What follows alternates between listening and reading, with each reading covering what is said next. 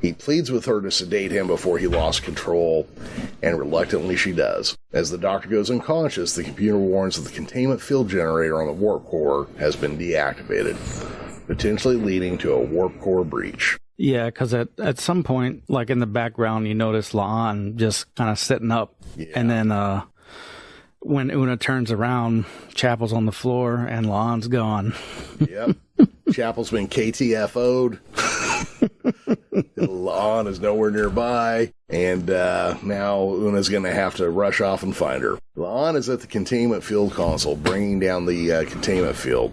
Una pleads with her to stop, but La'an is obsessed with flooding the ship with light.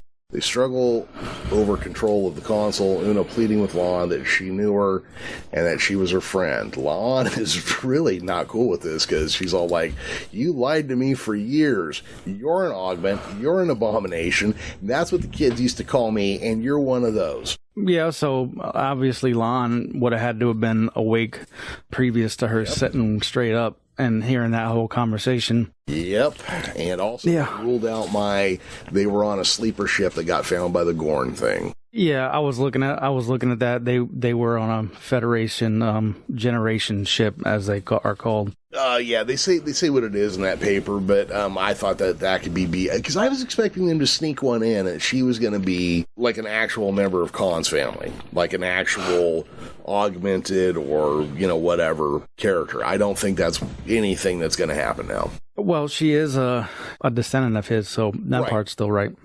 Right. Well, I mean, she's going to have, the genetic traces of it, obviously. But, she's not going to have been, bred for perfection in Captain America.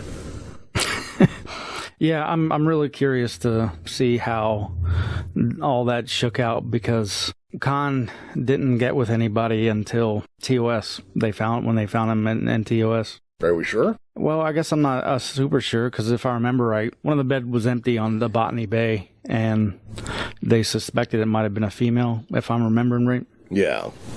Because there were lots of chicks amongst the 72 people that were there. But, I mean, come on, man. You got Ricardo Montalban running around, but he's now super ambitious and a world leader. You think he's not pulling down some chicks?